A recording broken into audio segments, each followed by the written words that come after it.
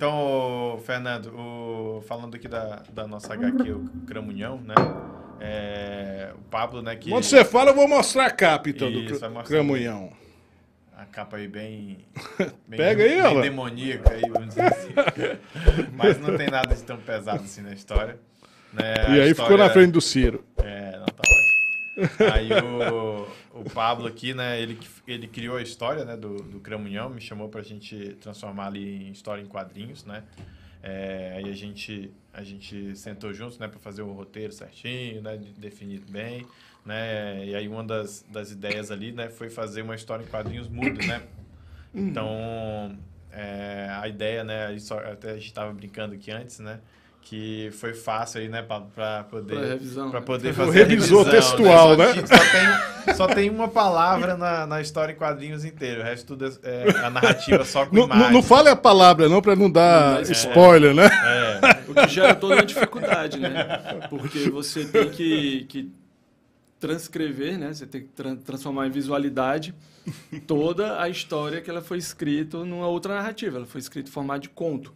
Então, você tem que...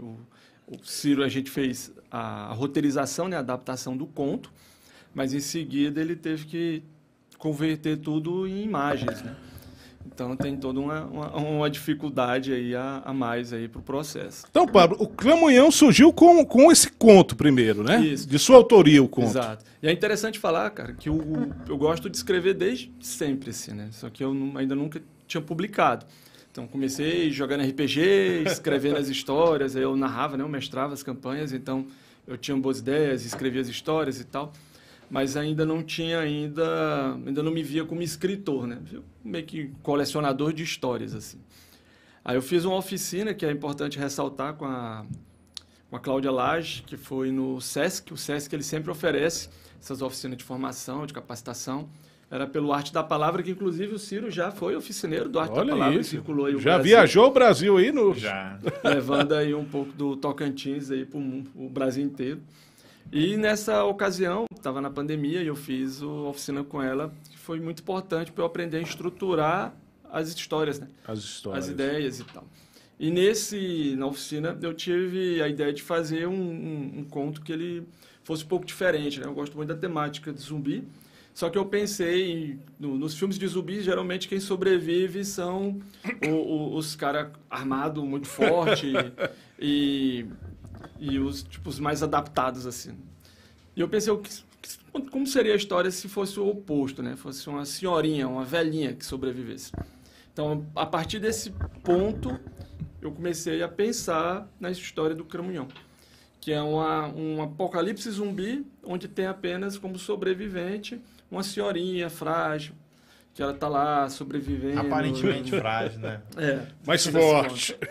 E que toda essa história vem daí. Então, a gente escrevi o conto e o Ciro fez a adaptação.